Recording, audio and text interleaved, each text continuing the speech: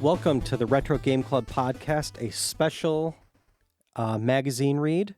I am Rob, and with me is someone that functions at 1.023 megahertz per second, Hugh. You're actually giving me a lot of credit there. I'm far, far below that. That's if your turbo button is pressed. Yeah. I looked up recently. Somehow it came up at work. We were talking about the turbo button. I don't know why. And I don't think I ever owned a computer with the turbo button, but I did look up to see if that actually did anything. Oh, yeah, I thought it was just like a marketing gimmick from a Gateway or something. No, cut it in half, yeah. Yeah, I don't know. I still don't know. Did you have a computer with a turbo button ever? Two of them, yeah, a 3D6SX and a 4D6DX4 and or DX2, and Okay. yeah, they did the thing, and apparently it was for software, mostly games, that didn't use an internal clock. So if you bought a newer computer, the game would run so fast it'd be unplayable. So you could hit that turbo button and it would be playable. Like, hit it so the turbo's off. The turbo's off. I was going to say, yeah, what you just described should be the opposite. You turn the turbo off. Otherwise, it's just on all the time. I see. Yeah. But I never ran into that. But, yeah, we have this interesting magazine we found on archive.org that we've been kind of sitting on for a little bit. Waiting for a special time to we've been record. talking about doing it for a while. I didn't get this magazine in my area, like when I was at the Jewel checkout as a kid or whatever, or the Jewel magazine outlet your parents would ditch you at. I don't remember seeing it. Mm-hmm. Oh, this would have been 86. I wasn't living in this area yet. Yeah, I was still kind of in the middle of nowhere, Pennsylvania. We definitely didn't get good magazines out there. Because this does seem very Midwest, right? It does, yeah. Yeah, but the timing of it is not when I was living in the Midwest. So, do you want to intro this one, or would you like me to? This is called Apple II and Alien Abduction Quarterly. So it's a magazine dedicated to the Apple II. This is probably why it didn't survive much past the mid to late 80s. You put Apple II right there in the title. Mm-hmm. And it covers Apple II, reviews and games and software and also people's alien abduction experiences. Yeah, and this is issue 12, April 1986. So, I mean, this magazine had at least 12 issues. And like you, I've never heard of this one. And you know me, I'm a Apple IIgs fanboy. So, yeah. I don't know if it was just the distribution. Wasn't it like major chains or something? I don't know. Yeah, or like, was this a subsidiary of something? I don't know. But, yeah, like maybe, or maybe it was like advertised in the back of some other magazine you subscribed based on a mail-in ad. Yeah. Something like that. Like Guns and Ammo or something. Yeah, like Guns and Ammo. But this cover is interesting. It's celebrating the Apple IIc. It says the Apple IIc is here, full specs and review, and it has a picture of an Apple IIc with the weird flat panel that I've never owned that came with some of them, hovering over a pasture. It looks like almost like it's a UFO, and it's over a cow that's kind of staring at you. Yeah, like it's gonna like suck the cow up into the Apple IIc. Yeah, I mean, this is a pretty intense cover. Yeah. No, I don't think I've seen one of those flat panels in person. I've seen Apple IIcs before, but that monitor looks pretty small. Yeah, it does not look fun to use. I guess that's what would make the 2C the 2C portable. Yeah, portable, or if you were, Apple II is never really used as like a mainframe terminal or anything like that. Like I could see that on like a computer that's in a data center. Yeah. I mean, the Apple IIc, like that almost looks like a KVM or something you would see in a data center. It does. It really does.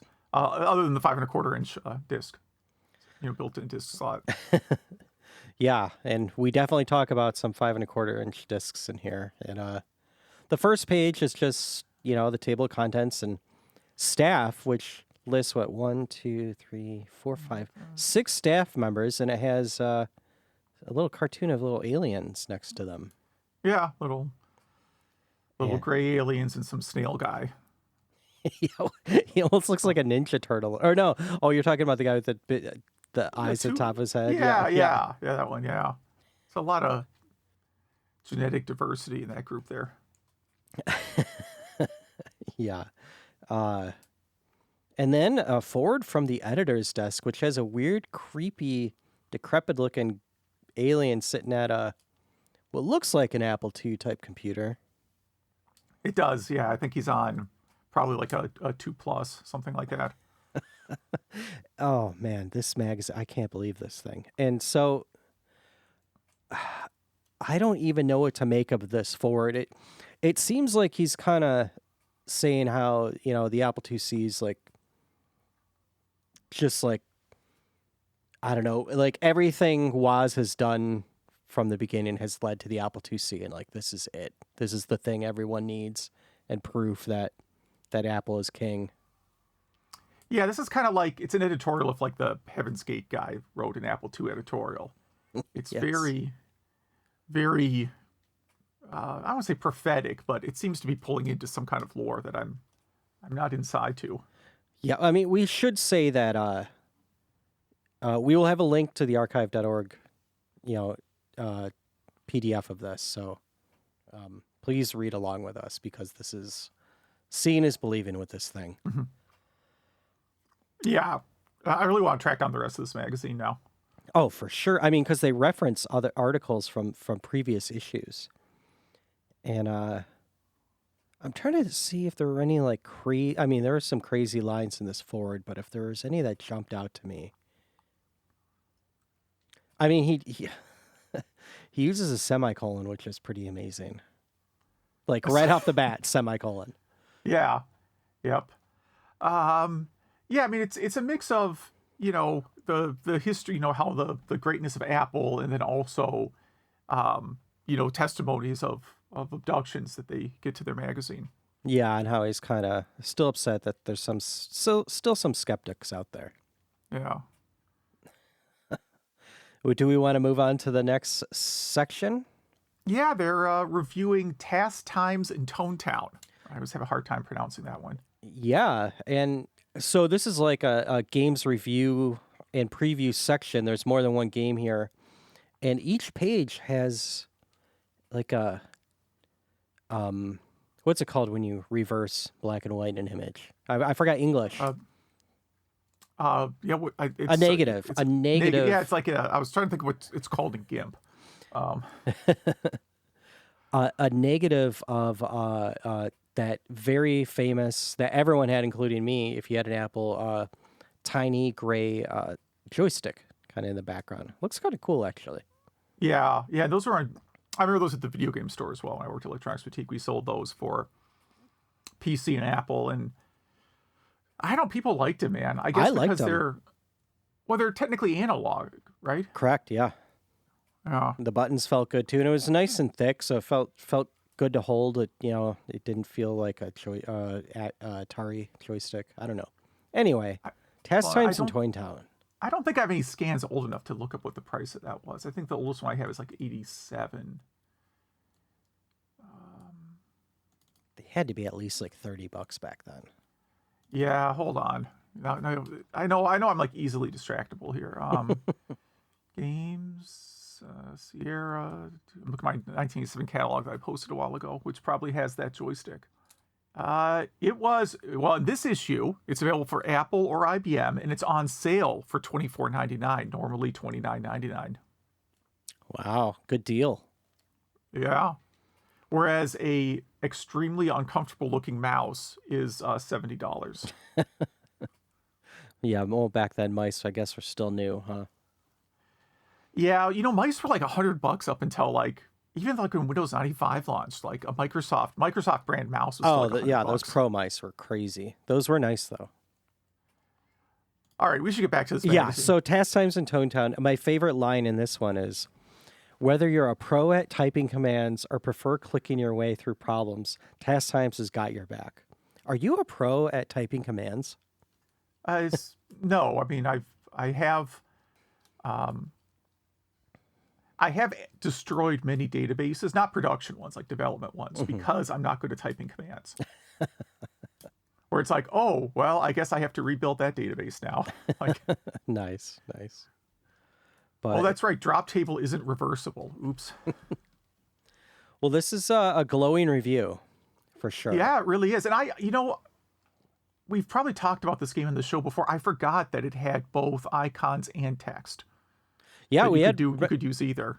Yeah, I mean, I peppered Burger Becky with questions about this one because I think this was my first favorite game, which is crazy. This magazine has like three of my favorite games.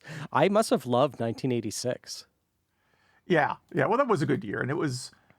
The console market was not good in 1986. Mm-hmm. NES was, I guess, available, but PC games, and I say PC in the sense of personal computer, not Yeah. as an IBM PC. Yeah. I mean, they were really coming into it around here. Oh, for sure. Yeah, and there were so many different kinds that it was kind of fun to keep track of back then. Yeah, and like when I look back at this like 1987 catalog that I have, just so much diversity. That's the thing that really stands out for me about this era is that you're not in an era where it's just all PC and like a little tiny Mac section in the corner, right? Mm-hmm. This is like Apple II, Commodore, like it's Commodore 64, Commodore 128, Atari ST, Amiga, Apple, Tandy. Tandy, yeah, all that stuff. And it's just such a cool era. Mm-hmm. And the Apple II, I mean, I guess you kind of think it's dead in 86, but it's really not. It is, yeah, I'm just looking at 87 right now.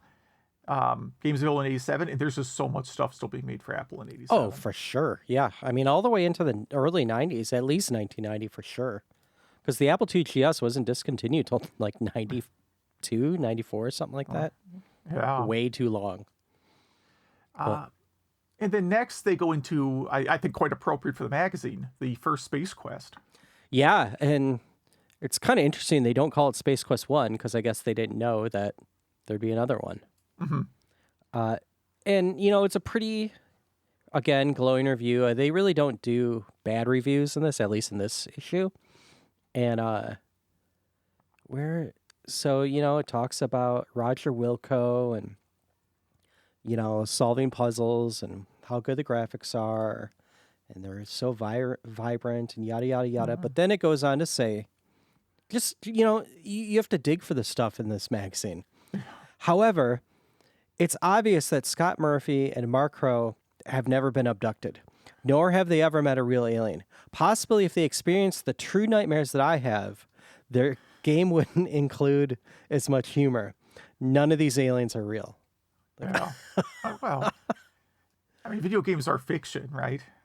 So I mean, this guy, it sounded like, sounds he's like got a some lot. trauma to work through. It's like, yes, yeah. I was trying to think of like what other game you would make that sort of criticism about. Like Police Quest wasn't out yet, right? I don't think so, no. Maybe another year or two, but I wouldn't be like a cop writing in about how unrealistic Police Quest is. No, or a historian about King's Quest. Exactly, yeah. Like someone can't just walk into the king's chamber, the throne room. Next up is Marble Madness. Oh, sorry. Is there anything else you wanted to say about Space Quest? Okay, then Marble Madness. Marble Madness, which looks really nice. I had one this of these games that I always have liked the look of Marble Madness, but I've never really been into playing it. Oh, I love this game. And I had it on the 2GS, and I had it on something else. Did it come out on NES? Yeah, it did. I think I had it at NES too. But it was far superior on the 2GS. This is the Apple II review, but it does mention the 2... No, it doesn't mention 2GS at all because the 2GS didn't come out yet. Yeah, so it wouldn't be out yet. But, it says, like, yeah, it plays great. The joystick works fine, without having the trackball. And again, the writer talks about their experience of being taken into space against their will. What's he say? Where's that? He says, I think the I most missed critical aspect is that this is marbles in space, a place which most of us have been forced to visit against our will. I would have killed to have marbles while in space. Maybe because do you think even though it was terrifying for him, and again, if there are any alien abductees listening to this, like, I'm not making fun of you. Just this magazine is ridiculous. Yeah, right. Yeah, no, if you've had that sort of experience, I'm not. We're not making fun of anyone, but this magazine is. Anyway, do you think like after a while, like being abducted, he was just bored and being like, I wish I had like a bag of marbles or something. Yeah, just anything to do. Yeah. But I should mention one thing that kind of stood out to me about this magazine, other than the magazine itself, is that, oh man, calling this a magazine is kind of a push. This is almost like a zine, but it's a black background with white text, which, I mean, that's a really expensive way to print.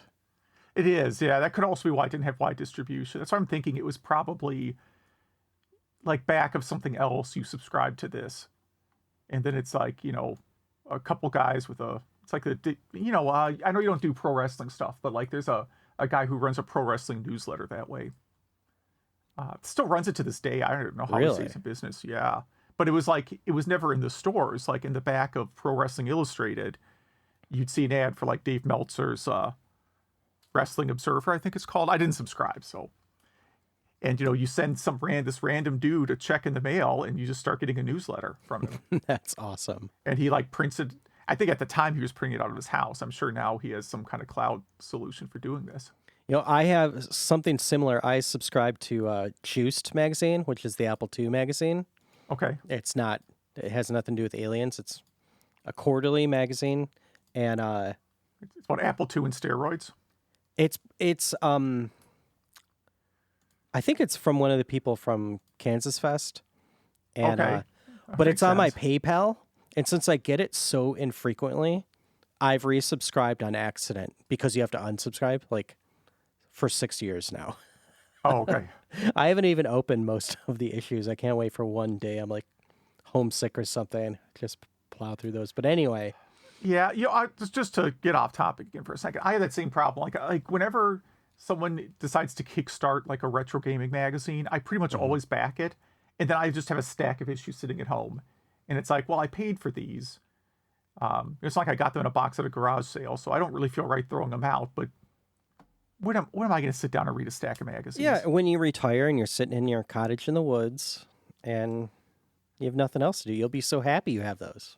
Yeah. In fact, that would be like 10 years from now when you decide to make your great comeback to podcasting. That would be a good podcast.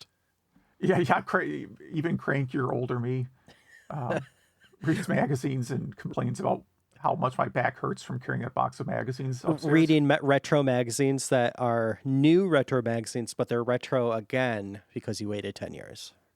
Yeah, well, I've more like 20 years because these are things I kickstarted like a while ago. Mm-hmm. Yeah. So Oh boy. something kind of terrifying, probably the most terrifying thing is the next page in this. Well, they do have sponsors. That's the crazy thing. They did manage to get sponsors.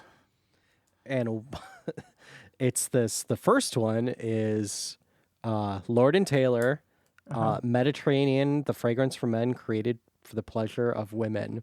And it's Fabio just like laying on the beach, Yeah. staring Well, around into the your time eyes. he put an album out around this time. I know. I think a duck is about to smash into his face. Or was that a Yeah. goose? You remember that? It was a goose. Yeah, he was invited to do. Remember, my wife is a romance writer. I know much more Fabio lore than the average person does. Well, did you show her this ad? No, but I'm sure she's seen it. There's no chance she's not ever seen. Not this ad. because of the romance thing, but because she subscribed to this magazine, right? No, yeah, that's exactly it. But yeah, it's very out of place though, because it's like nerd stuff and conspiracy stuff, and then Fabio just gazing into your eyes. Yeah, and then a Calvin Klein ad right after that. Yeah, very artsy. Yeah. And then the Apple IIc is here, and so he got one. It says portable and probable, which I mean, I don't know about that subtitle there. Yeah, I didn't pick it. So neither of us picked it, of course. It's April 20th. As April 24th approaches, the tech community buzzes with anticipation for the release of the Apple IIc. Yeah, and it seems like my impression is they had one here, right? Yeah. Yeah, they 'Cause it must have says- had an early one, a beta or whatever. But they talk about the specs here. So again, it's a 6.5 CO2 processor, so comparable to what's in the NES. As you mentioned at the beginning of the show, 1.023 megahertz. By default, is 128K of RAM, which can be expanded all the way up to 1 meg. Built-in 5.25-inch floppy drive. I'm not a big fan of the built-in drive. Well, if that thing breaks, you're hosed. The 2C Plus had the 1/4-inch built-in, or the 3.25-inch built-in. I thought that looked nicer. Yeah, 3.5. Sorry, 3.5. Oh my goodness. Yeah. Unless they've invented some new size, which I would Yes. believe Apple would totally do. No, that'd be Sony. Sony does that every year. I thought Apple invented their own connector or something that no one else uses. ADP, yeah, or ADB. Something like that, or something, yeah. But anyhow, they have 40 and 80 column modes. Includes a mouse, right? So that's new. I think I don't know if it's the first computer ever to include a mouse, but it has one. Didn't the Mac technically come out before this?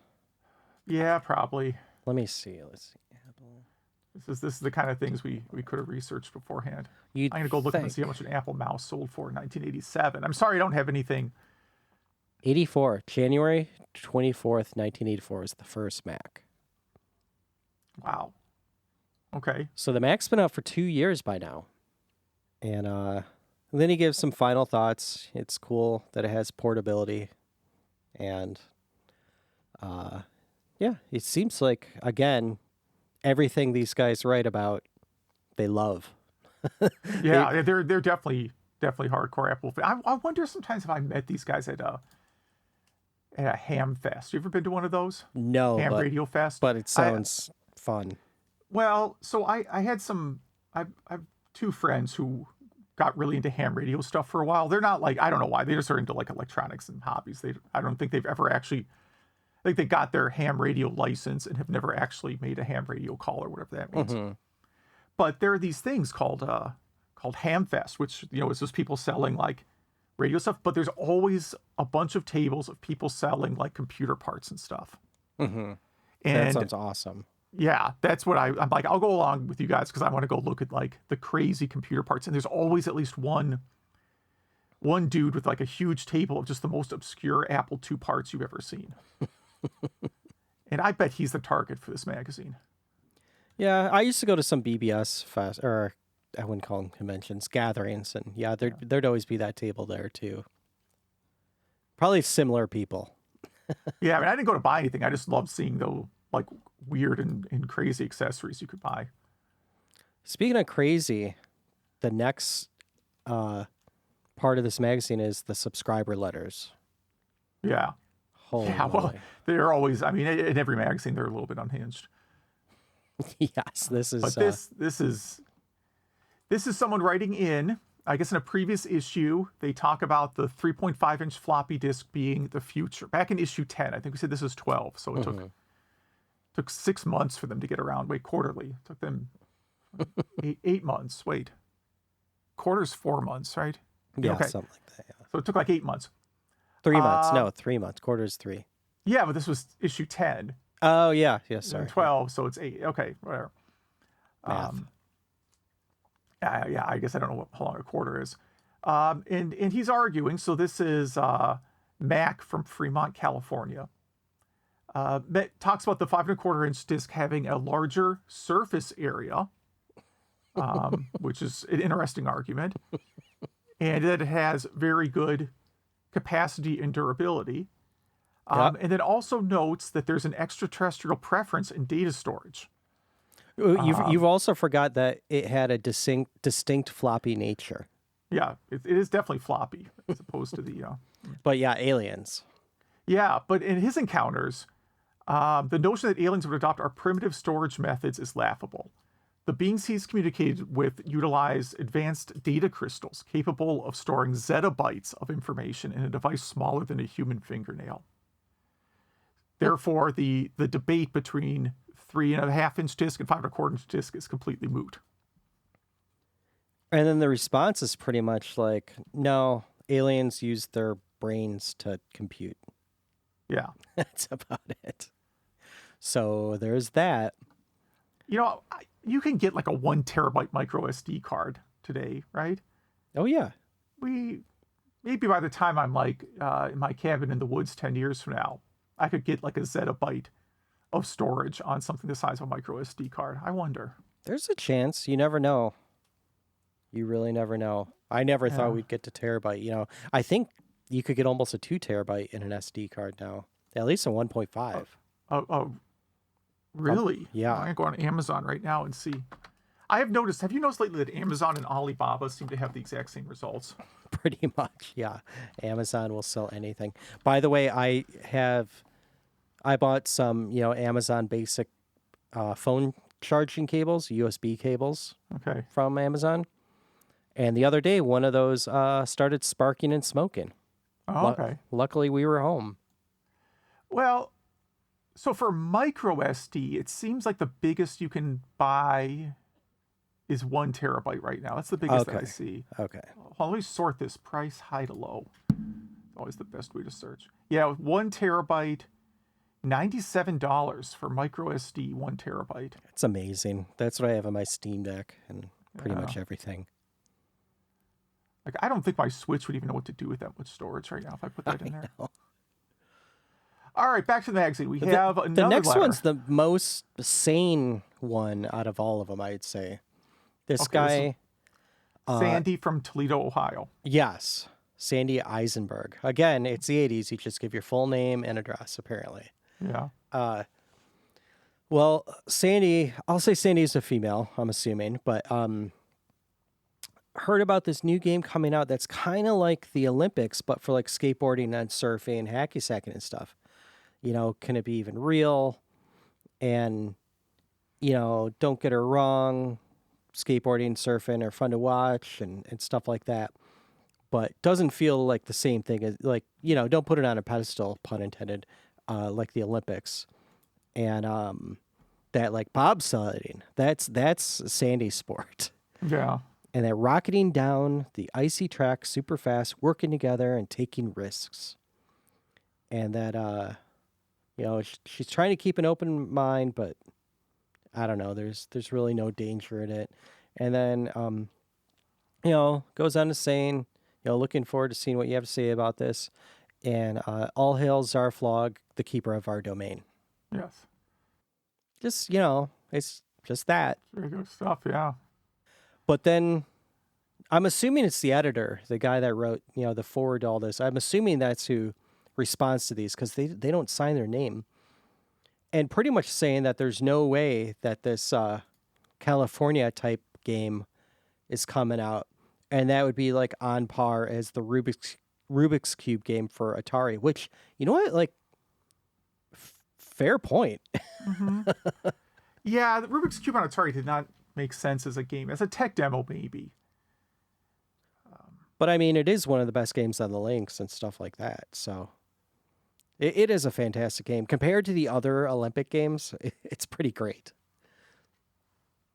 And then the person giving the magazine's response says, he doesn't bobsled, but he did luge in high school. Kind of the same thing, isn't it? Kinda, yeah. Yeah. Wait, there's luge and there's skeleton. Yeah. Those are yeah. different things. I think they're different, yeah. All And right. he only does normal sports like that, yeah. What is this next one? This is someone who's very upset that a magazine with Apple II in the title does not have more C64 coverage.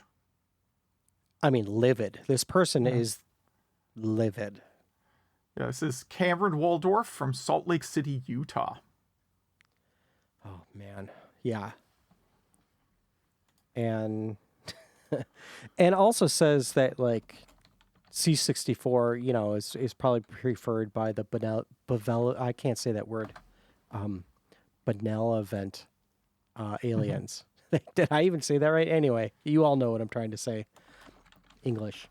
And Benevolent? Is that the word you're looking for? yes, thank you. Okay. Oh my gosh, what did I even say? Anyway, they go on to say that there's no way in hell that's true. And that they definitely use Apple because their ears can't handle the SID chip. Oh, the SID chip. Yeah. Hmm. So He's also upset about lack of coverage of Bigfoot.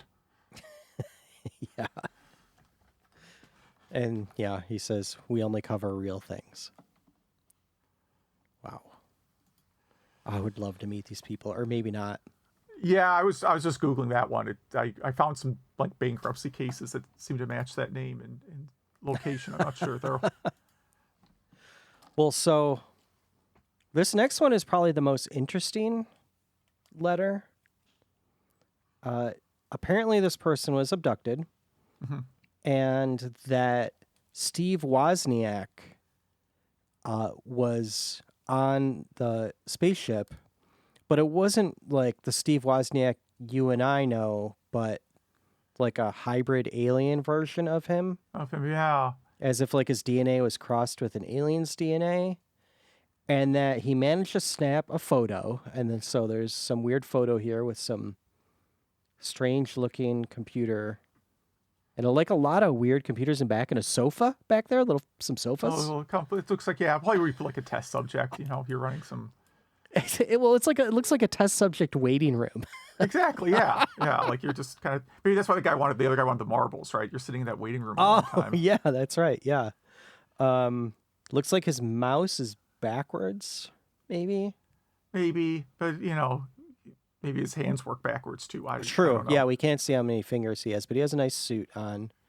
And that he shared some very advanced code that seems to work at the quantum level. And he actually includes the code in this. And I mean, looks pretty advanced to me. There's some Yeah, it's pokes and got a some lot of peeks in peek and there. poke. It's got peek and poke commands, and there's some. It has a block of data. Yeah, it's interesting. What I can't really tell what it's doing, No, this is a but it's a both code bay. example. If you have an Apple II emulator, I guess you can fire it up. It probably won't run on an emulator. That's my guess.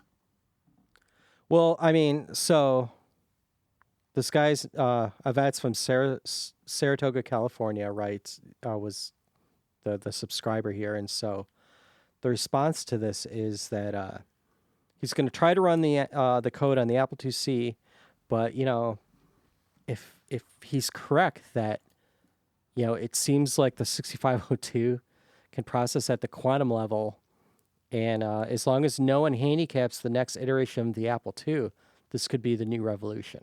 Could be, yeah. Yep. Yeah. And then we have who is this? Walter Klopek from Aurora. He writes in a talk about the Microsoft Soft Car 2E that they reviewed in a previous issue or prior issue. He mentions that apparently this, was not available in his hometown, so he had to drive out to Chicago to pick up the card.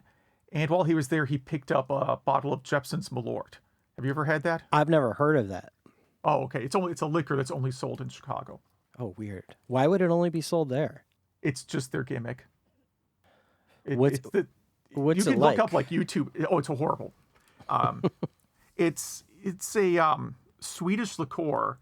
It was made by like a Swedish immigrant, and eventually the brand name was sold off and whatever. But it's made and sold exclusively in Chicago. And it's a liqueur, so it's not like something you would typically mix. I mean, I had a coworker who used to make like Malort cupcakes and bring them into the office, and they were as gross as you can imagine. The thing with Malort, it's really famous for the aftertaste. Like when you take a shot of Malort, it kind of just is like it's kind of got a bad grapefruit kind of flavor when you drink it. It doesn't. It's not made with grapefruit. That's just the closest thing I can think of. Sounds like a horrible. really kind of sour. But then, like about 3 seconds later, there is just this unbelievable, like I described as burnt rubber aftertaste. And you can go on YouTube and see where people try Malort for the first time. Wow. I hope Yeah. I never try it. Well, yeah. I mean, if you end up moving to Australia, they definitely don't have it there. But like at my office, we had visitors come in from like out of town or other countries. We definitely had them do a shot of Malort. It was just it's a rite of passage. That's awesome.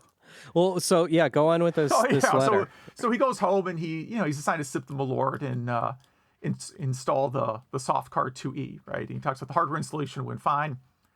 When he got to the step when you create the soft card master disk, things kind of went downhill for him. He said he began to feel really hazy and had a sensation like time was slowing down. So he took a little more Malort to try and settle down, but soon it was like his brain was totally shut off by some unknown presence. And he said when he woke up, he was surrounded by bright lights and beings with eyes but no mouths. Hmm. And despite not having mouths, he could hear them speak, but he couldn't quite understand what they were saying. He says then they placed a device down his throat, and he felt as though he was being drained of the life right out of his body. And he eventually blacked out, and when he woke up, he was in his bed. He was in a lot of pain, and his wife refused to talk to him about what happened the night before. They went back to working on the soft card master disk, and he says, as Emmanuel noted, you could do it with a single disk drive, but it's much easier if you have two, and that the CPM compatibility is excellent. Wow. I love the response for this one. Yeah. It basically says, Walter, we've heard of similar stories. That type of ET can be dangerous. Be careful because they usually return for more, and that I wouldn't trust your wife either, or anyone for that matter. And he's curious why he didn't get the Digital Research C80 card instead.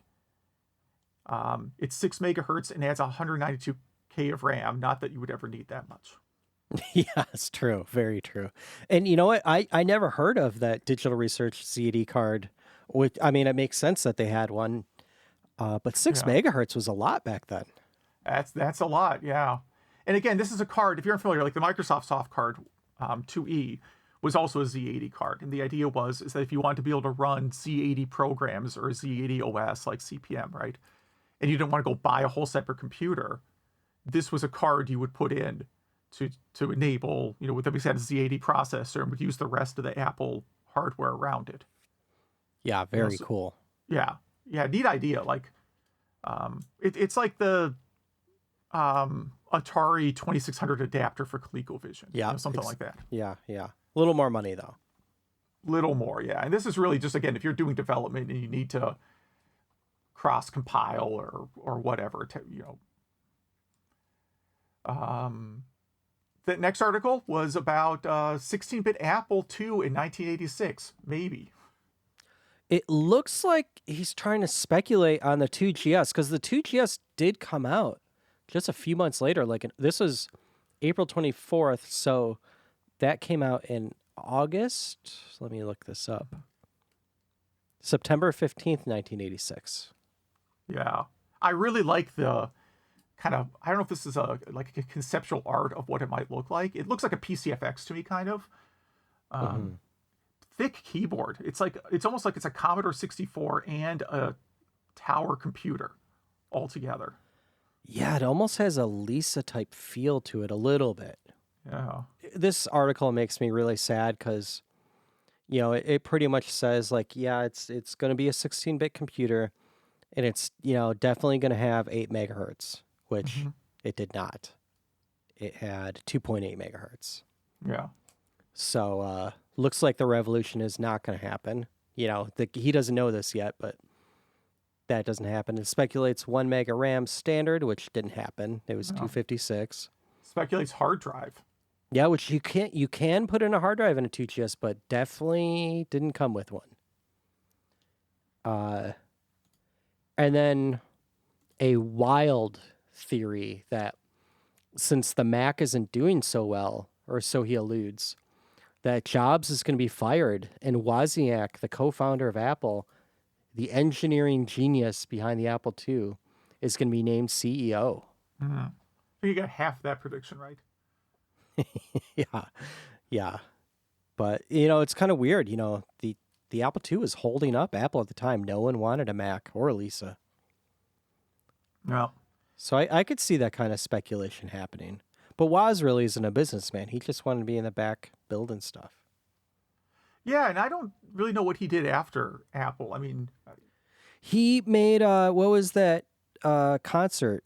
He made a festival, and it was the first festival where they had a big screen where they projected the astronauts. I don't know if they were just in a shuttle or in the space station.